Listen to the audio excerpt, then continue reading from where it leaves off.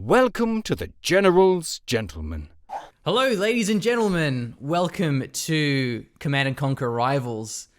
I've done a review for this game, and I've explained my thoughts on it in great detail, and we've been playing a lot of it, so we're keen to finally do some shoutcasts. We are indeed, and don't think we're unprepared for your comments. We are well prepared. Callum, show them quickly. Show them quickly before they get to the comment section. We know there's going to be flame. I have my fireproof blanket. We're ready to go. Callum has his fire extinguisher handy, so you just watch those comments. Don't think we're unprepared. We couldn't be more so. Well, we don't have a backup fire extinguisher, and I don't have a fire blanket. We're gonna have to. That's true. We're gonna have to share. We're gonna have to take shifts through the night. One with a fire extinguisher and the blanket. We're ready to go. So these are a bunch of replays that I recorded. These are people in our alliance that we're in.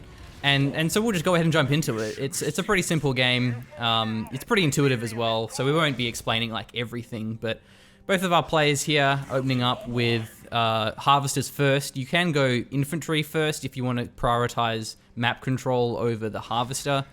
There's actually a barracks here for snipes, but it looks like he's going for a buggy instead. Yeah. I think just seeing the initial squad of rifles and deciding to go buggy as a counter, it tends to work out a bit better. And it was double rifle as well from starter take. Double control of the new platforms. That actually works out pretty well. Double buggy will actually work really well here as well against the rocket, so that's nice. It's a good counter. Well played. Yeah, forces him to actually go for an airfield there, Star. So maybe for Orcas do one-shot the buggies, so they're a very good counter. Buggies can attack air, but harvesters are also something very vulnerable to the Orcas.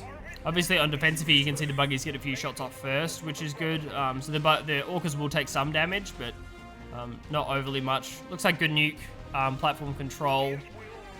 Should be another sniper to the buggies here before the Orca goes down and then just pulls back. So it's really smart pulling the Harvester up north, defended by the laser squad. The Venom's actually a good counter because the Orca can't attack air. Snipers are quite expensive and they're vulnerable to the Orcas. Forces him to fully evacuate. Yeah. Decides to concede the nuke. No, stalls over the rifleman. Venom gets in. The Venom can actually attack air, but the stealth tank can take it out in a single pass.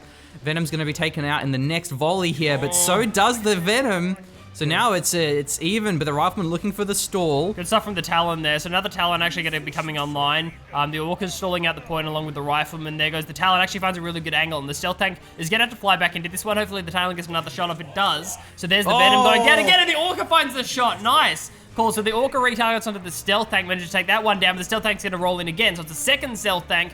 Oh, but it stalls out because the sniper teams block the angle for the stealth tank as it comes in. And the stealth tank is actually reloading. When it's on the nuke platform, it's not stealth, so the Orca manages to take that one out. Another Venom comes down against the rifles. Attack bikes are online as well. It's going to be dangerous against the Orca. The Orca will be able to, has two shots, so we'll be able to take out both of the models from these bikes. Yes, it does. Very nice. Talon firing as well. Venom, of course, not having anti-air, but the lasers certainly do. They're firing too. Absolute carnage trying to concede this bottom point here. Looks like the riflemen are in position. There's a bit of a counter system, so it's important to keep the units where they need to be. Orca's looking for an angle on the buggy. They don't want to get caught by the bikes nor the lasers. Rifleman now free to pick off the lasers, and buggy's going to be the transition here. Orca needs to reload those rockets, just like the stealth tank. It can't fire until those missiles have recharged. And a Kodiak now from start. That's a Tech Lab unit. Nasty. Very powerful anti-ground heavy bomber, but it's still vulnerable there to those bikes. It only takes out a single bike each shot, so it's not very good versus the attack bikes, but the missile, it finally goes towards snipes on the left side. Orca, however, getting a nice angle on the harvester. Does take 2 volleys to take it out, but if he does destroy it, not only will the income be reduced, it will also give him a big cash bounty. Fantastic pathing block coming out there from snipes. Like, the Venom is much faster than the Kodiak, so it got onto the nuke platform and blocked the hex, so the Kodiak couldn't get onto the point and stall in time. That was a great play. Lasers also pretty good versus the Kodiaks, as they do lack anti-infantry, but that's why the snipers are in position. The snipers can attack 2 tiles, so they have good long-range damage. And so it's a good system here, but Stealth Tank has found an angle on the Harvester. So the Harvester, it can survive if the Orcas manage to take it out in time, but the Stealth Tank only gets revealed by infantry, so the Orca decides to just let the Harvester die. May actually pay off here if you can replace that with a military unit, because each unit that you field, it does increase your build time. So losing a Harvester isn't always a bad idea, but this may be ticking over for Star. The Venom's going to stall the bottom point, but the Venom, the Talon. The Talon is going to be able to take that one out. The Venom, Talon rather, blocks the point. Oh, Talon fails the block. So yeah, getting these points confused. Stealth tank goes on. Oh, he uses the Oksana buff on the Stealth tank, gives him extra movement speed and the extra attack speed. Actually manages to path around the Talon, which is good. Strong arm turrets down. First usage of our commander abilities that we've actually seen this game, which is so rare. Normally we see them used much earlier, and there's the nuke firing from Star. Good play. Manages to cover all of the points on this nuke platform. Wow, so that was pretty intense. That was great. In the case of the stealth tanks, that buff from Oksana as the commander, it decreases the reload time rather than the attack speed. Yeah. Same with something like an Orca, for example. So it's going to be a bit harder for Snipes to take this back. He's lacking money. That's why he's spamming lasers. He doesn't have much to afford stealth tanks. This is the old patch, so stealth tanks only cost 70, which is pretty damn cheap. They now cost 90, but these were recorded like a week ago. So good snipe there on the Harvester. Gives him a cash bounty. Means he can go for something else if he so desires. The lasers are just getting melted by the sniper team, but he does buff up the bikes, but they do get taken out by the Orcas. There's only a single model left. Looking for a stall with the Venom in the south, but he won't get it. That's the GG. Snipes is destroyed, and well played game by Star. Yeah, that was great. I really enjoyed that. Small miss micro up the north, but the stealth tank had to go for a stall on the top silo, which was kind of annoying. In having to go for the stall, failed to get the sniper to the Harvester, so didn't actually get the bounty to look for another unit. So I think that was kind of costly, but yeah, interesting. Next game. This is our first time casting, so forgive us if we get the names mixed up. It always takes a while to memorize everything, even though we've played the game a lot, so we know the names. It's more just like on the fly, you often get things confused. Yeah, casting is difficult. And interesting opener here from Benvin. Actually goes instant factory into the Rhino. So that's more than an infantry pressure coming out from Hobo, since the rifles are the normal opener that it is to anything else. Obviously, the Rhino as a V isn't very good at Harvester harassment, but is quite good against the infantry units. Now, good retarget there by Benvin. You want to make sure that you don't continue to focus the militia. The lasers are obviously doing the damage against the Rhino, the Humvee. But your unit will automatically engage whatever is within range first. So it won't auto do that. You have to manually retarget the rockets, or the lasers in this case, because he's playing Nod. So the Pitbull's out on the field. Pitbull it's better than the bikes in a 1v1 fight. Catalyst missile is going to be deadly. He pulls back the Pitbull, but loses the Humvee. So the Catalyst costs 80 Tiberium, and if you use it on the Tiberium field, it detonates out. So didn't actually pay itself off there, but it gave him pretty critical map control. That being said, it may not actually matter, because the north's held by the Pitbull. The south is pretty well defended. Going to be the first missile firing for Benven.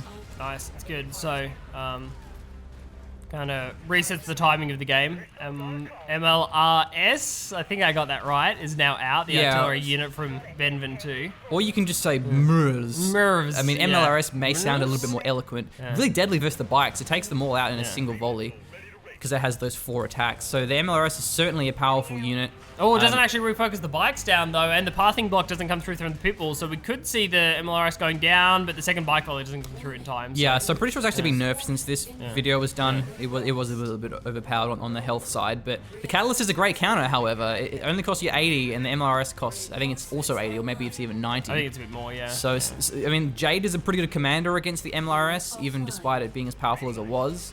The Harvester is taking some damage in the middle, but it means that he has that late game safe Tiberium in the top left corner. So this is getting a little bit close. Looks like the top side's going to be taken by Hobo. Is just spamming Rhinos and Pitbulls. Doesn't seem to be transitioning at all. Okay, he's going now for artillery's here. Yeah, he's got a barracks out, but it's also the artillery. So that requires a tech lab. It's a very powerful unit. It attacks 3 hexes. Will it matter though? He's going to take out this Rhino at the top. Yes, goes down just in time. The missile almost fired there for Benven. Needs to make sure he blocks it. Gets denied. Artillery gets set up again. A lot of low units down the bottom, so the artillery will be able to take that out really effectively. Wow, uses the Tiberium Spike missile again and times it really well as the Rhino's pathing past. So gets the Harvester down and fires the missile as well. Ion cannon, but that's a really bad ion cannon. So Benvin playing as Solomon gets the ion cannon, but you're not supposed to ion cannon your own units. That's generally not recommended. Oh, that was awful. That was the worst ion cannon in the history of ion cannons. It's a very crucial ability to use because it costs you so much. It actually has similar AoE to the Tiberium Spike Missile when the Spike Missile actually hits Tiberium. Whereas as you saw there, because there was no Tiberium on that spot, only took out one square, one hex. It was actually not a very good catalyst either. He could have catalyzed the Tiberium and he would have detonated the Rifleman and done a little bit of damage to the Harvesters. The Harvesters are pretty tough against those abilities, but it's still worth damaging them if you can. Cyborgs they're powerful anti-tank infantry, so they're going to be really good versus the Harvesters, the Pitbulls, the Humvees. However, Riflemen are able to take them out, or at least certainly for their cost. Yeah, they work out really well, but it does kind of buy time for the artillery to set up into a better position, obviously. Oh, that's a good ion cannon. That's a nice ion cannon. Oi, nasty. Takes out double artillery. Really expensive. That's the problem with using those expensive tech lab units kind of together. Yeah, should split them out. Yeah, the tech units should not be used together. Oh, that's a really bad catalyst. He should have catalyst the south. Yeah. He would have taken that one out anyway, but it doesn't matter. Takes the second missile to the face, does Benvin. So GG, well played, Hobo. Yeah, I think on one of the other rifle squads could have been a better play, but that was still pretty great. So yeah, GG. Yeah, that went pretty well. So you can see the games in rivals are pretty fast, and that's why they're fun. I remember some of these games. If the games were long, they wouldn't be as enjoyable. Yeah, this one wasn't very good because I was semi-watching when I was recording these. Right. Okay. This was like really one-sided. Because I was recording these on my phone and I had to upload them to my PC to actually do this cast. So snipes. Yeah, this one should be a better game. See, like commander choices will depend on like what ability we have already seen. Strong arm, that's the turret placement, and Jade on the right hand side for JadeXyan for the that's the catalyst missile that we saw in the previous game. Yep. So we're seeing militant first, so that's why they're able to get that control of the missile pad much sooner than snipes. However, sniper's already mining, so you got to prioritize that. That being said, nice pullback here. He's able to get the 2v2. Yeah. And the defender's advantage is significant. So whoever attacks into you, they get like an extra, I don't know, 20% damage. So you don't want to do that unless you have like a 3-on-1 or 3-on-2. You know, like if you can outnumber them. Oh, nice. Turret's a good way of doing this. Yeah, this is really good. Finds a fantastic position. It's actually going to get a lot of damage down against the buggy as well. That's weird that we actually saw a pullback here from Snipes up the north. He had that engagement against the militants, but decides to pull back the rifles to control the top portion. Okay, maybe it's a strat. He probably just wants to look for the win here. There are jump jets too. Yeah, looking for the missile. So the turret costs you 60, and it times off after, I think it's about 20 seconds, but it's such a powerful ability to use. It's gonna get the missile here, it seems. Yeah, fires. So militants up the north is not doing enough damage in time, even though the rifles went down. So but Jade hasn't spent his money. He's only been going militants, whereas we've seen both jump jets and turret. I guess we've seen a couple of buggies, but they're pretty cheap too. So he's just committing to these buggies. Needs to make sure he retargets the jump jets. Jump jets are really powerful anti-tank infantry, more so than the missile squads. Yeah, they're not particularly good against buggies though in heads-up engagements. So yeah, because they're pretty squishy, and they're also expensive too. The buggies are cheap, so they're like a tier 1.5 infantry in a sense. So they lack the anti-air, where the missiles have anti-air also. It's good composition coming out from Jade. Okay, that's a tech lab. Wolverine is perfect. Yeah. Wolverine is basically a buggy on crack, but he has the catalyst missile. Doesn't quite dodge it in time. It's the same cost there, but the fact that he's invested in the tech lab and having the catalyst take it out is a pretty big blow. He's gonna have to try and stall one of these points somehow. It's actually a bit of a misplay. They had the jump jets that far backwards.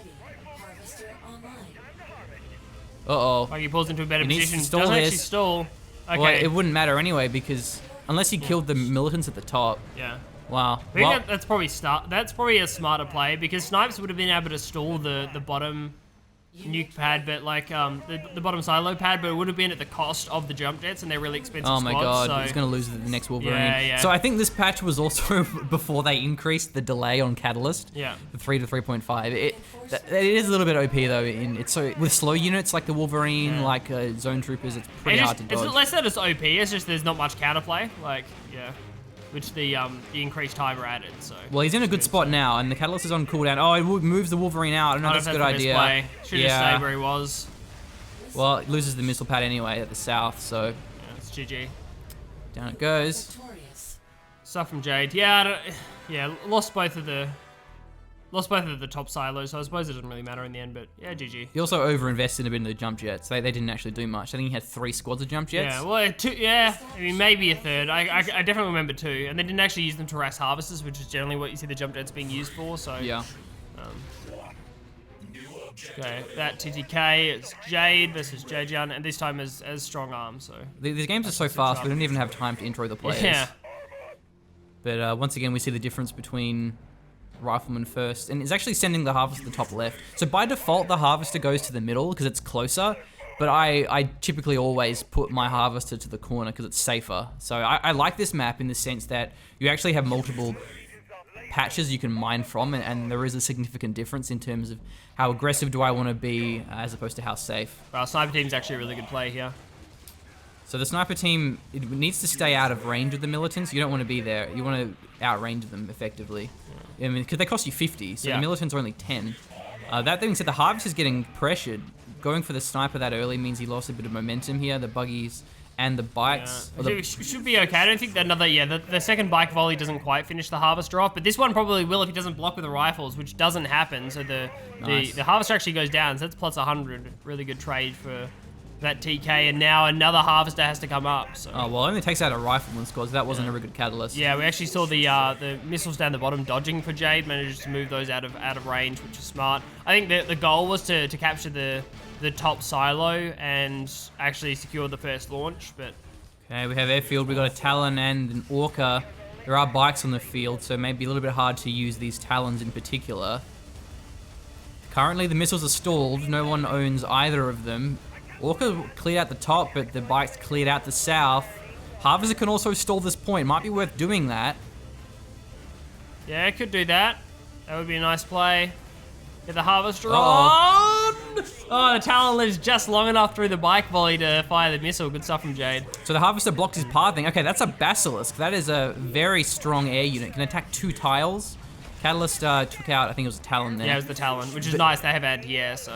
Yeah, this Basilisk is vulnerable to the Talon. That's really about it, because it has the range advantage over the missiles. I don't think he has any pit bulls, which are a nice anti-air vehicle. So long as he keeps the bikes in position, the Talons can't approach. But sending them out up north may be not a good idea, but he has so many bikes. It's all he has in conjunction with this Basilisk. So. That bike block was really good. And now look, another bike block as well, so that means that... the bikes have time to finish up before the Basilisk starts getting targeted down. There's another missile, gets the... there's the Catalyst missile, gets the missile squad, I should say. And now the bike's looking for harassment onto the Harvester. I dig that, that's a cool play. Yep, nice. Okay, missiles can get a couple of shots off. Nope, well, gets one volley, pulls it back, they're pretty fast. Talon on the field, all the bikes are attacking the Harvester. The Talons at the north may be able to swarm the Basilisk. This damage isn't particularly good versus infantry, but it's basically free damage with that range, but the Talon gets in position, takes it out. Good play from the Talon. We'll actually be able to trade out here against the buggies too. Should be the rifles going down, but the Talon will win the engagement after that. The Catalyst coming down. He took out his own buggy. That's not great. Was looking for the Orca, but didn't find it. Yeah, the buggy falls down south, but there is a bike there in position to reinforce that one. Oh, that could cost him the game, actually. That's going to cost that TK. Oh, he stalls it. Stalls it just. That was so close. Looking to the stall now for JadeXyan. Needs to make sure he has the missiles in position up north. Actually, blocking off the bikes would be a good idea as well. Gets one missile off, and that's the end. Good stuff. Jade played that well. Yeah, taking out your own buggy with Catalyst missiles is not that fun, so... Yeah. Yeah, those are... I mean, it's something that I'm really glad that Rivals has as friendly fire. Like, it would have been really easy for them to be like, we want to make sure this game is maximally accessible. No friendly fire damage, and that would have taken out so much depth to the abilities in particular, like the Catalyst. This is another one-sided game.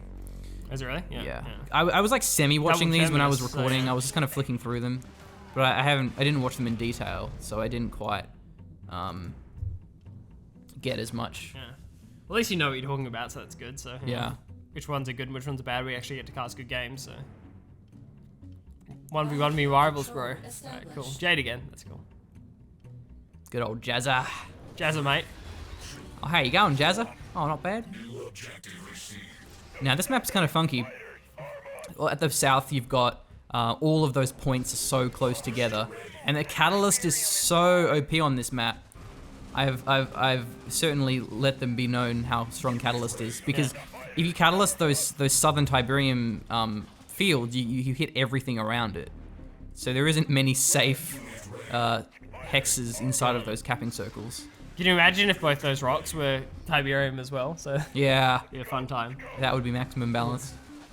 Okay, the jump jets are looking for the harvesters. They can go straight for it. This is really good. Venom, though. Venom's a good counter. Yeah, that's perfect. They don't have any air attack.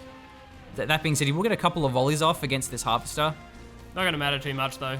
Won't be enough. The Venom needs to keep pressuring these. Yeah, Venom shouldn't be eating a kebab while the jump jets are firing. So the way that damage works in this game is the less squad models you have, your rate of fire decreases. So your DPS decreases, so yeah. No, well, your rate of fire decreases. Does it? Like for squads. Right, okay, yeah. I mean, the same thing. Like, your DPS does increase. Yeah, I mean, your DPS decreases, but does it actually decrease your rate of fire? I mean, the units are still firing at the same rate, there's just less of them firing. No, but if you look at the models, right, okay, they take turns. Too. Right, okay, yeah. Like a jump jet, they don't. Yeah, I getcha. Yeah. They take turns. But anyway, the middle gonna get stalled, I think. Oh no, the Banshee left the point. Decided to concede that one. Probably wasn't the best idea there. Could have stalled for a little bit longer and then used the Venom to follow up.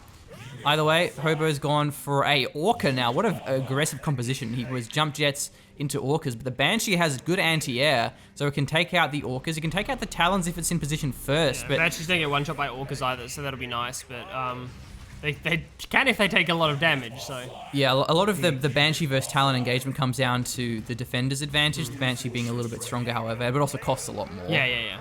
And it's more anti-vehicle than anti-infantry as opposed to the Talon. And the turret's really powerful here. This is where the Catalyst would be so useful. Couldn't quite defend the Harvester in time. Still alive. I mean, throwing away the Orca, but if he returns, he gets that one back. Yeah, it could be another squad of jump jets coming up again. Another Talon rolling in. As you can see, the Banshees take really good engagements against them. Yeah, it's really important he retargets there, which he is, because otherwise he'll just auto-attack like the Rifleman. And Chemical Troopers. Warriors, nice. So they're really good, but of course, the Talons are a perfect counter. They can't attack air at all.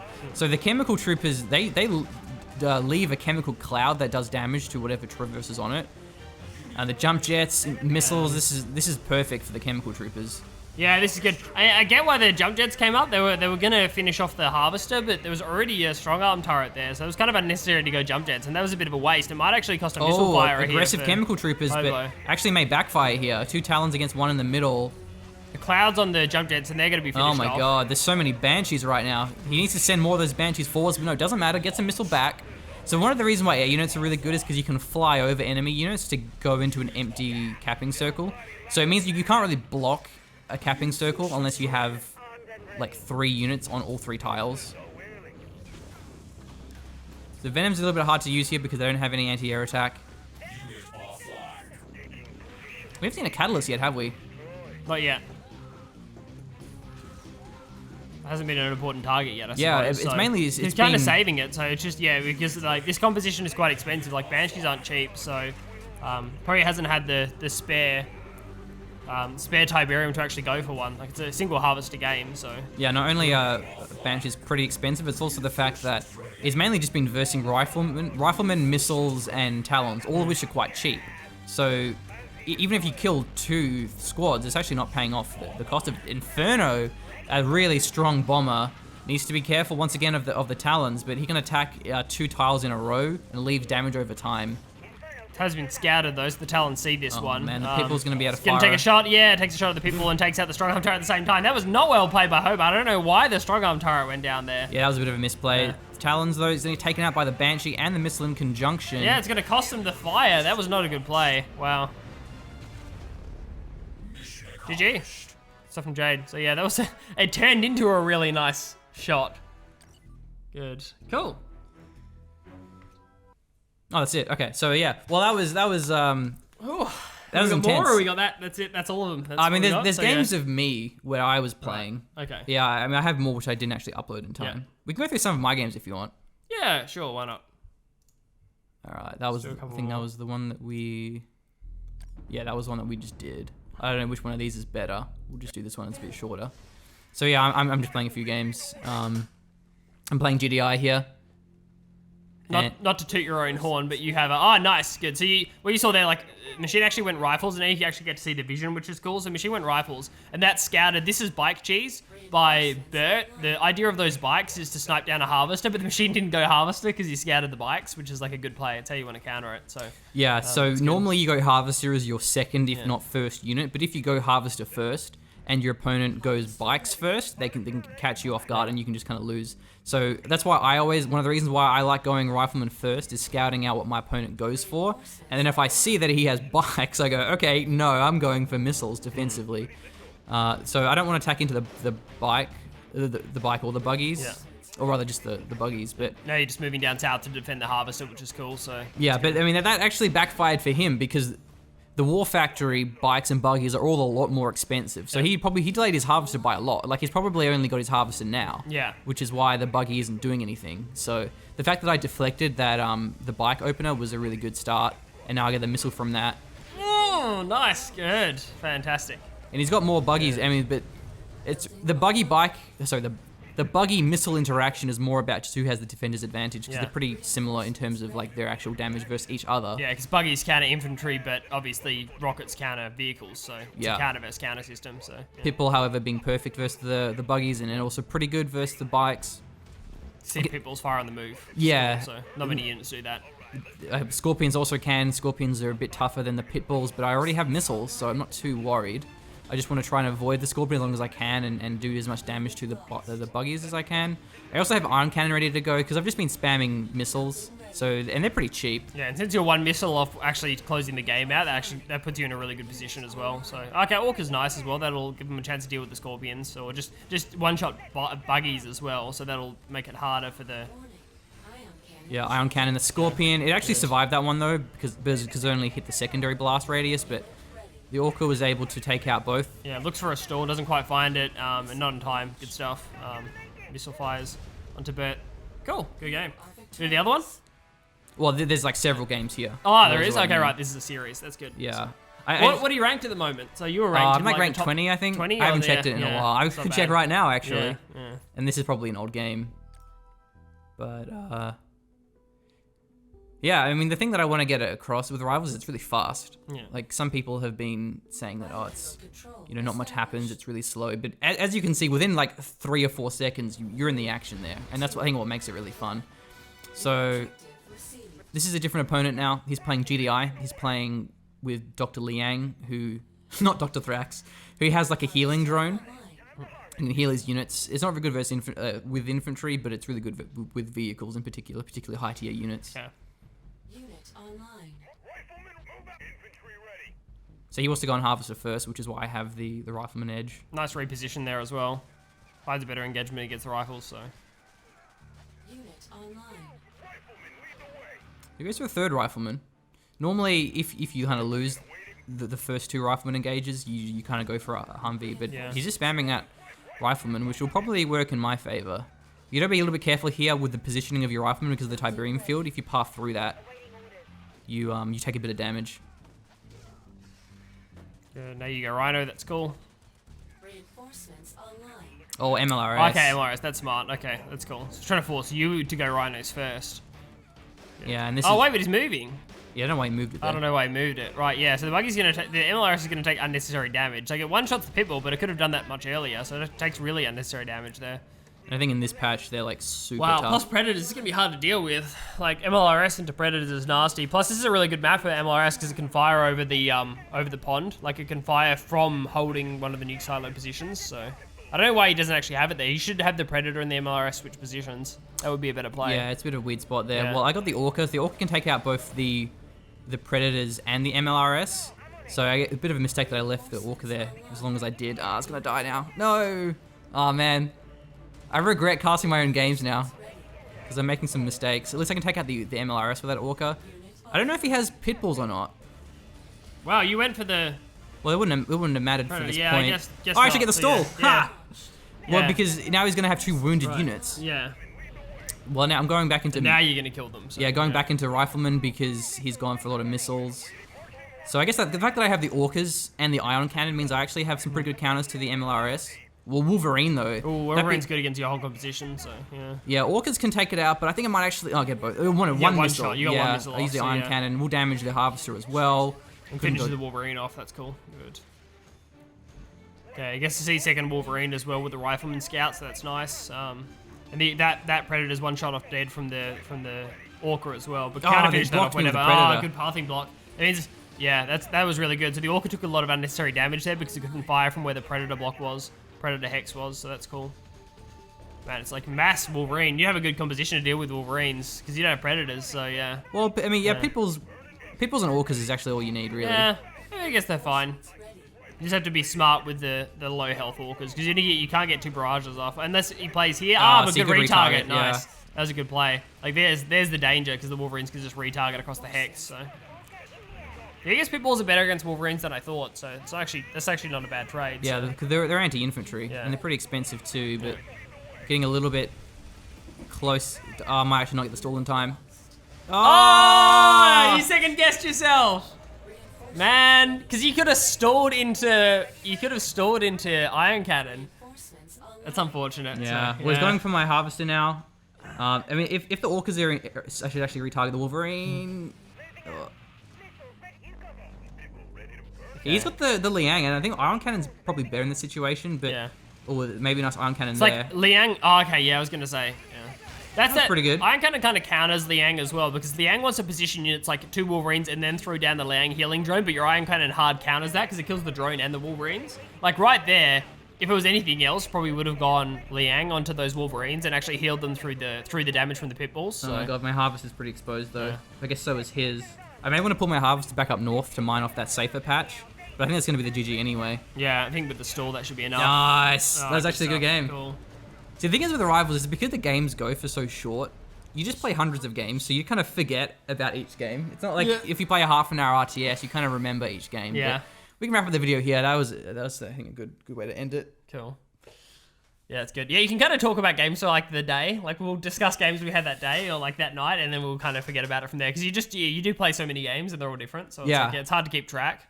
Because you can play like so many games in an hour. It's like cool. Well, anyway, that was a look at Rivals. Yeah. So we're prepared. Just remember. But I think we're not ready. So it is a bunch of fun. It's currently in pre-alpha, so you guys can't play it yet, unfortunately. I don't know when they're putting it into beta or public or whatever, but we will do more casts for it. Yeah. And one of the main issues with casting is the distribution of replays isn't currently convenient, and they are working on that, and they will have it done where you can share replays a bit more easily. Currently, you can only share replays if you're in like the same alliance as people, and so.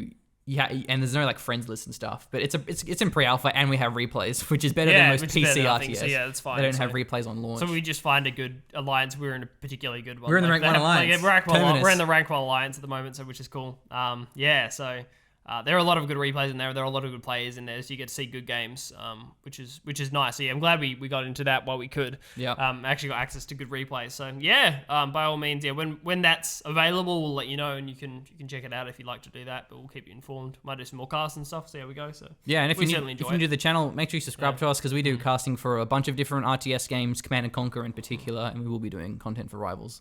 So thanks for watching. We are the General Gentlemen. Farewell.